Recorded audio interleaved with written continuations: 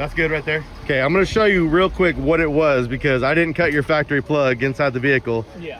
I can unplug all that stuff right now and plug it right back into this. So let's see.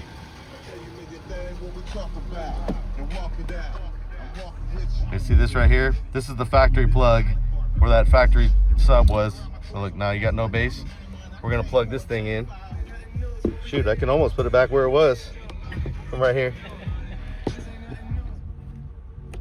There you go. I just heard it kick on too. Yeah, turn it up like you normally would. Just bump it. Yeah, that's how it sounded normal. Now leave it just like that. You ready? Yeah. There's the distance right here. You ready? Yeah. Here we go. She can't wiggle like when she run it. You never see the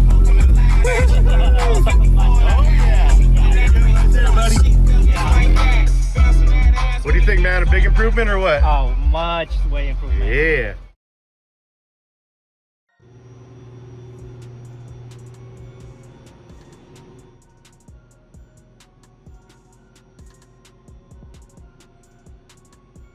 If you've been watching the videos lately, you know that I just finished up our F250 and I also did my son-in-law's F250. Both of them are 2017s and these are the subwoofers that was in them. When I did our F250, I wasn't really too worried about how I was gonna get a signal because I used that pack module underneath the dash and I got a nice clean optical signal coming out of the back. Didn't even have to mess with any of these plugs, just took it out. But with my son-in-law's truck, we just tapped into the factory base output with a high-low converter. And it's not really that it was rocket science or anything like that. I mean, I kind of had a clue what was going on, but there's 4 wires going into this single sub. In my world, obviously that's dual voice coil. But on a factory sub, this little weak little thing that you can barely hear has dual voice coil. Well, before I tapped in with the high-low converter, I wanted to verify what it was. And yeah, dual voice coil. But that just makes me want to rip it apart and look at it.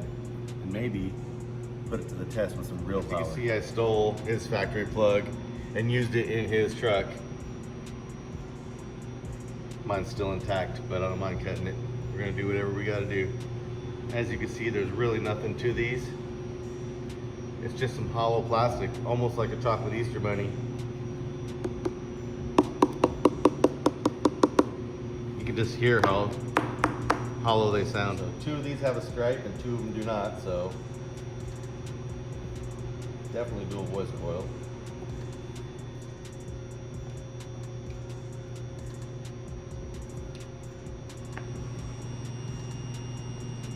Probably I can't tell if it's a dual 2 or a dual 3, but it's somewhere in that area. Wired in parallel, or looking at 1.5. It's probably a dual 3 then. Now I've got a mighty fine amp sitting right here on this test bench. It's 8,500 watts. I can wire that box to 6 ohms, or I could wire that box to 1.5. Maybe we should do both and see what happens. How will it sound on a real amp as opposed to that Sony factory amp that's actually pushing it in the vehicle?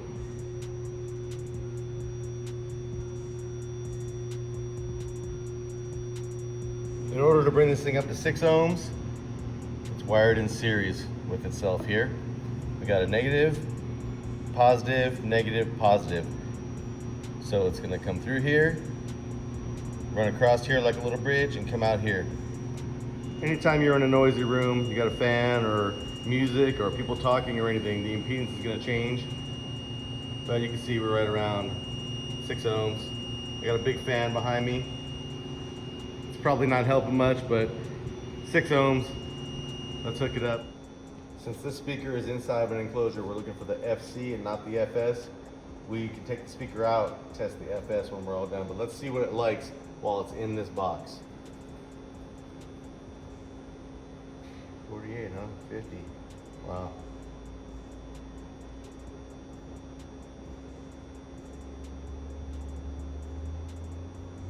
.71 hertz.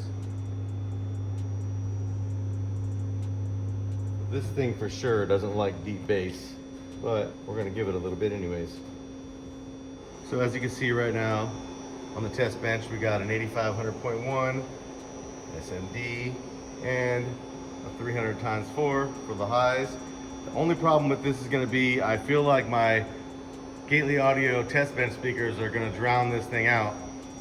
We'll bump it. We might not even be able to hear this thing over those. I also think because this grill is gigantic and thick, it's gonna be hard to see the woofer moving. So hopefully this comes off. If it does, cool. I know this lights up. We'll feel it.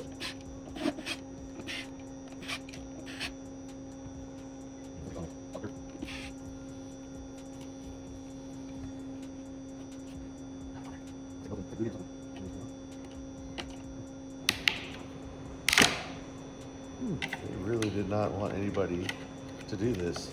This thing is glued on there.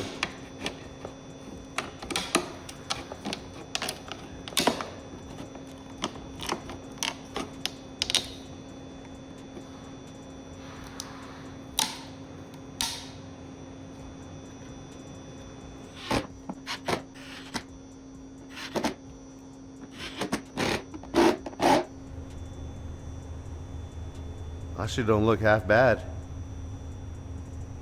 Sub itself doesn't look bad. The box is kind of weird, kind of thin, but let's see what it does. Let's get it moving. Not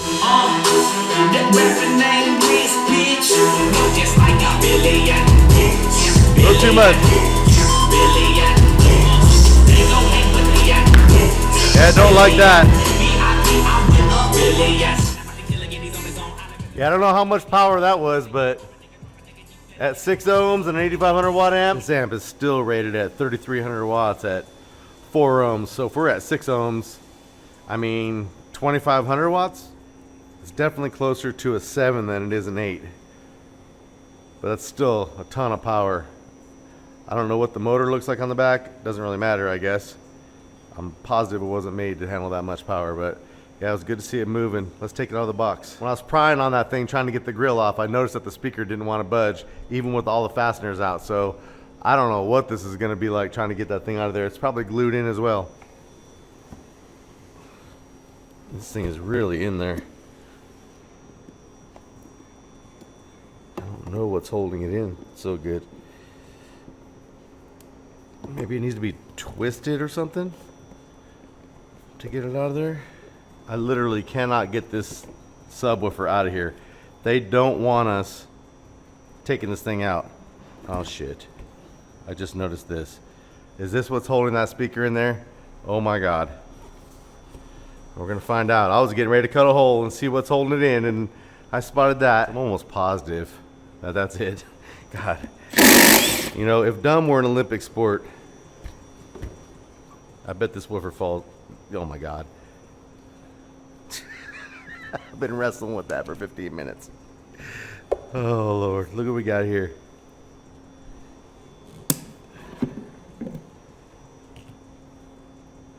Well, it doesn't say Sony on it anywhere. That doesn't mean it's not. Yeah, this doesn't really have anything. I assume it's a Sony speaker though. And of course, for extra sound quality, we have a little piece of this in there. Yeah. I know I have both these on the table, but I don't really think it's necessary for me to take this out. I know exactly what's in there now, and this is still a good factory sub. So if my son-in-law ever decides to take out his system and sell his truck, we could plug this thing right back in, because I didn't damage that plug. I only damaged his, but he can have that. I don't care. At least I was right about the wires. So we got white and white with black stripe on one coil. We got white and white with blue stripe on the other coil. So dual voice coil. Looks kind of cool actually, but don't know how it performs. Didn't sound very good. Everything is in the box, and this box isn't awesome.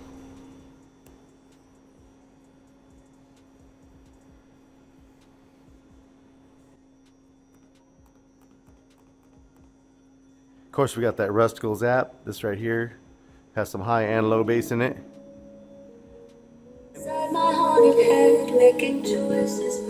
I'm gonna have to cut some of this off because of copyright, but you'll get the point.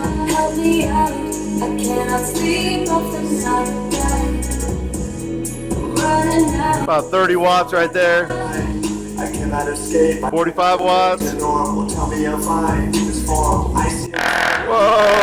whoa, whoa, whoa. They don't like that. About 50 watts on that bad boy before it started acting a fool. I don't know what the Ford booklet says. It probably doesn't say anything. Maybe in the tech manual somewhere.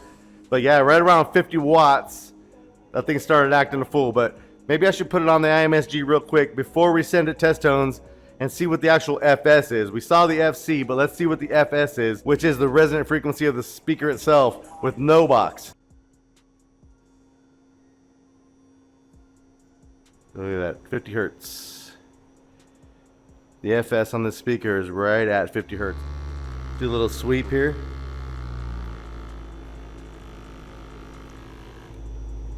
I better put that on something a little softer.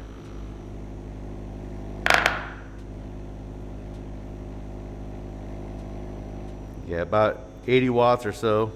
Didn't really like that. 40 hertz.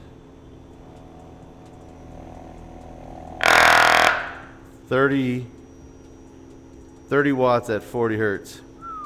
Didn't like that very much. Just down to 20 hertz. 2 watts. 6. 13.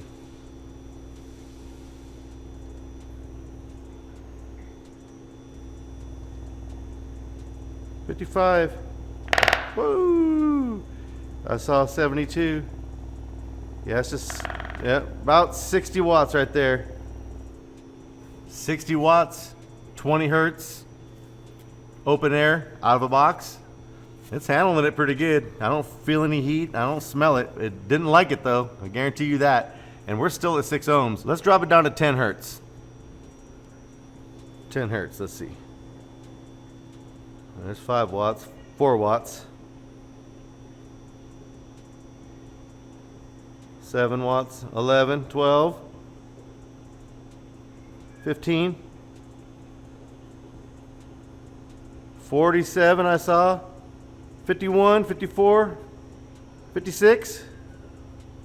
Wow. 100 watts, 125 watts, 130 watts? This is crazy.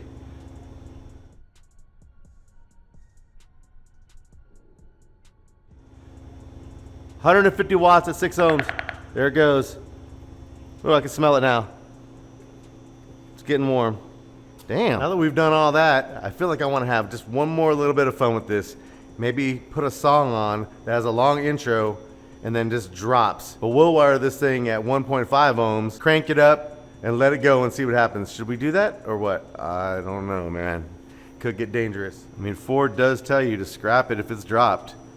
So, if what's dropped? The bass? Okay, well, let's drop some bass. And we may have to scrap it or screw it to the wall, I don't know. I know people get upset when they see others ruining a perfectly good speaker for no reason. In the name of science, I might have to.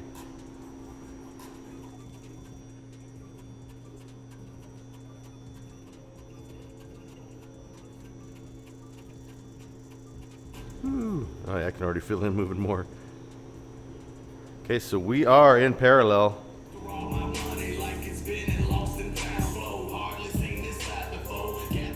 Yep, this haunted house track got a nice long intro.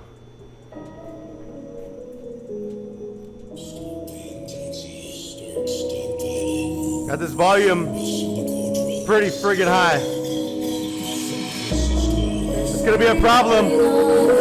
Oh, this is gonna be a problem. Here we go. Well, there it went. Well, there it went.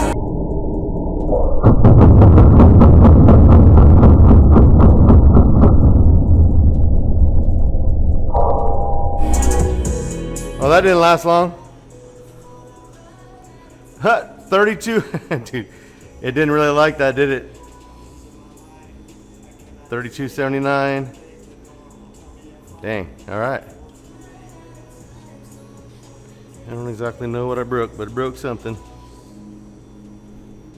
Doesn't really stink. Stinks a little bit.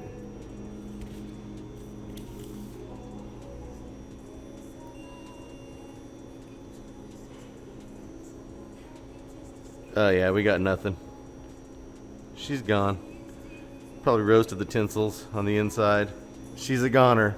But now you know more today about the Ford F250 subwoofer than you knew yesterday. And that's always a good thing. It's not smelling good. It's not looking good. And with that, I'm out of here.